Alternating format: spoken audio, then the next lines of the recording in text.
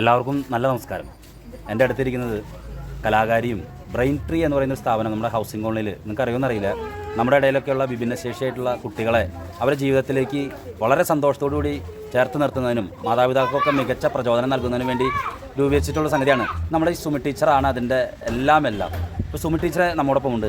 ഞാൻ വളരെ പ്രധാനപ്പെട്ട ഒന്ന് രണ്ട് കാര്യങ്ങൾ സുമി ടീച്ചറോട് ചോദിക്കാൻ വേണ്ടി കുറേ നാളെ നടക്കുകയായിരുന്നു. എന്താണെന്ന് വെച്ചിട്ടുണ്ടെങ്കിൽ ഈ കാലഘട്ടത്തിൽ കൊറോണ കഴിഞ്ഞതിന് ശേഷം ഇത്തരത്തിലുള്ള ഈ ഓട്ടിസം ബാധിച്ച കുട്ടികൾ ഇവരൊക്കെ എണ്ണം ക്രമാതീതമായി വർദ്ധിക്കുന്നു. പക്ഷേ ഇത് വ്യത്യസ്തമായൊരു ഓട്ടിസം ആണെന്ന് എനിക്ക് തോന്നുന്നു. അപ്പോൾ ഞാൻ എന്തായാലും അതുമായി ബന്ധപ്പെട്ട് സമൂഹത്തിന് ഗുണകരമാകുന്ന ഒന്ന് രണ്ട് ചോദ്യങ്ങളാണ് ടീച്ചറോട് ചോദിക്കുന്നത്.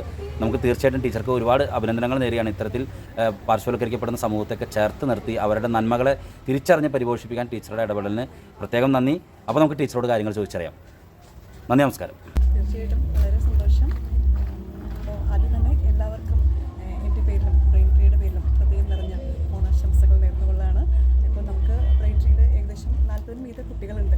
പല വ്യത്യസ്ത തര ഡിസബിലിറ്റീസ് എന്ന് പറയാൻ പറ്റില്ല, വിഭിന്ന ശേഷിയുള്ള കുട്ടികളാണ് എല്ലാവരും വരുന്നത്. ഓട്ടിസമായിട്ടുള്ള കുട്ടികളുണ്ട്, അതുപോലെ തന്നെ ഇൻ്റലക്ച്വൽ ഡിസബിലിറ്റി ഉള്ള കുട്ടികളുണ്ട്, പഠനത്തിൽ മാത്രം ചെറിയ പ്രശ്നങ്ങൾ വരുന്ന കുട്ടികളുണ്ട്, സ്പീച്ച് ഡിലേ വരുന്ന കുട്ടികളുണ്ട്. അങ്ങനെ വ്യത്യസ്തരമായിട്ടുള്ള കാര്യങ്ങളുള്ള കുട്ടികളാണ് നമുക്കുള്ളത്. ഭിന്നശേഷിയുള്ള കുട്ടികളെ, അതായത് ഒരു 10-20 വർഷം മുൻപ് ഇത്തരം കുട്ടികളെ വളർത്താൻ തന്നെ മാതാപിതാക്കൾ ചിന്തിക്കാത്തൊരു കാലഘട്ടത്തിൽ നിന്നും നിങ്ങളുടെയൊക്കെ സംഘടനകൾ വഴിയായിട്ട് ഇന്ന് മാതാപിതാക്കൾ ഈ കുട്ടികളെ ചേർത്ത് നിർത്തുന്നു. അങ്ങനെ ഒരു സംവിധാനത്തിലേക്ക് വന്നിട്ടുണ്ട്. പക്ഷേ ഇപ്പോഴും ഇത്തരത്തിലുള്ള അസുഖബാധിതരായിട്ടുള്ള കുട്ടികളുടെ എണ്ണം കൂടിക്കൊണ്ടിരിക്കുന്നു എന്നാണ് എനിക്കറിയാൻ സാധിച്ചത്. പ്രത്യേകിച്ച് കൊറോണ കാലഘട്ടം കഴിഞ്ഞതിന് ശേഷം എന്താണ് ഇങ്ങനൊരു സംഭവവാസം നമ്മുടെ സമൂഹത്തിൽ ഇങ്ങനെ വരുന്നത്? അതിനെന്തെങ്കിലും പ്രത്യേക കാരണങ്ങളുണ്ടോ? തീർച്ചയായിട്ടും അതിന് പ്രത്യേക കാരണങ്ങളുണ്ട്. പ്രത്യേകിച്ച് ഈ കോവിഡ് കാലഘട്ടത്തിൽ പാരൻസ് കൂടുതലായിട്ടും വർക്ക് അറ്റ് ഹോം ഒക്കെ ആയിരുന്നു. അപ്പോൾ ഇപ്പോൾ വരുന്ന കേസുകൾ നമ്മൾ ഒന്ന് ശ്രദ്ധിക്കുമ്പോൾ അറിയാൻ പറ്റും. ഇപ്പോൾ ഒരു 3 വയസ്സ് 4 വയസ്സ് 5 വയസ്സൊക്കെ വരുന്ന കുട്ടികൾ നല്ല ലാംഗ്വേജുള്ള കുട്ടികളായിരിക്കും. ഇംഗ്ലീഷ് നല്ല ഓക്സ്ഫോർഡ് ഇംഗ്ലീഷൊക്കെ പറയുന്ന കുട്ടികളായിരിക്കും. പക്ഷേ കൂടുതലായിട്ട് നമ്മളവരെ അസസ് ചെയ്യുമ്പോൾ കാണുന്നത് വളരെ വിഷമകരമായൊരു കാര്യമാണ്. കാരണം എന്താണെന്ന് വെച്ച് കഴിഞ്ഞാൽ പലപ്പോഴും ഓട്ടിസത്തിൻ്റെ ഒരു ട്രെയ്റ്റ്സ് കാണുന്നുണ്ട്. അതിനിപ്പോൾ വെർച്വൽ ഓട്ടിസം എന്നാണ് പറയുന്നത്. വെർച്വൽ ഓട്ടിസം ശരിക്കും കുട്ടികൾ ഓട്ടിസ്റ്റിക് അല്ല, പക്ഷേ നോർമൽ കുട്ടി. ഈ കുട്ടികൾ പ്രത്യേകിച്ച് ഒരു 4 വയസ്സ് വരെയുള്ള കാലഘട്ടത്തിലാണ് കുഞ്ഞുങ്ങളുടെ ബ്രെയിൻ ഡെവലപ്മെൻറ്റ് ഒരു 90% ഡെവലപ്പ് ആവുന്ന സമയം. അപ്പോൾ ഈ സമയത്ത് നമുക്കറിയാലോ, ഒരു കൂട്ടുകുടുംബം ആകുമ്പോൾ കുഞ്ഞുങ്ങൾ ജനിച്ച് വളർന്ന് കണ്ടുവരുമ്പോൾ നമ്മൾ പാരൻസും അതുപോലെ എല്ലാവരും അവർ കൊണ്ടു നടക്കാനുണ്ടാവും. ഓരോ കാഴ്ചകൾ കാണിച്ചു കൊടുത്ത് പറഞ്ഞു കൊടുത്ത്. ശരിക്കും പറഞ്ഞാൽ സ്പീച്ച് തെറാപ്പിസ്റ്റിൻ്റെ ആവശ്യമില്ല. അവിടേക്ക് സ്പീച്ച് തെറാപ്പിസ്റ്റും എല്ലാവരും അവിടെ തന്നെ ഉണ്ട്, ഡെവലപ്മെൻറ്റ് ട്രെയിനറും ഒക്കെ അവിടെ തന്നെ ഉണ്ട്.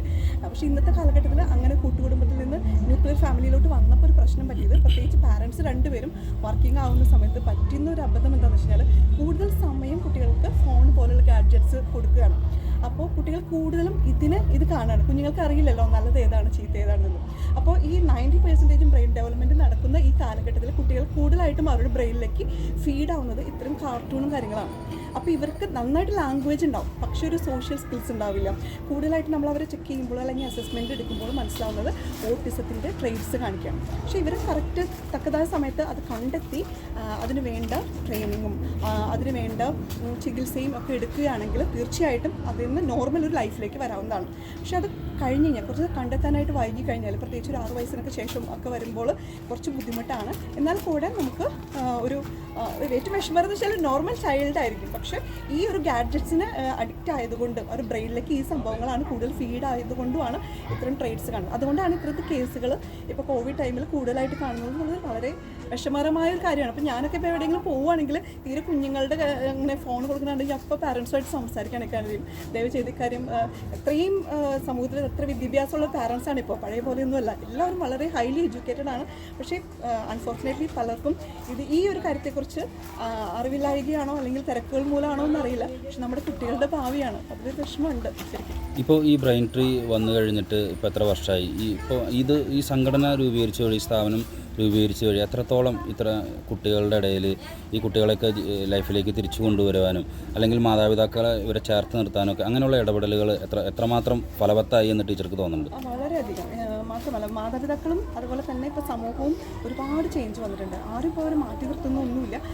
ഒരുപാട് ഇതിലേക്ക് ഇറങ്ങി വരാനും അതുപോലെ കറക്റ്റായിട്ട് ട്രെയിനിങ് കൊടുക്കാനും കുട്ടികളെ ചേർത്ത് നിർത്താനും ഒക്കെ പരിശ്രമിക്കുന്നുണ്ട്. അത് ഒരുപാട് ചേഞ്ചുകൾ അതനുസരിച്ച് കുട്ടികളിൽ പ്രോഗ്രസ്സും കാര്യങ്ങളും കാണുന്നുണ്ട്.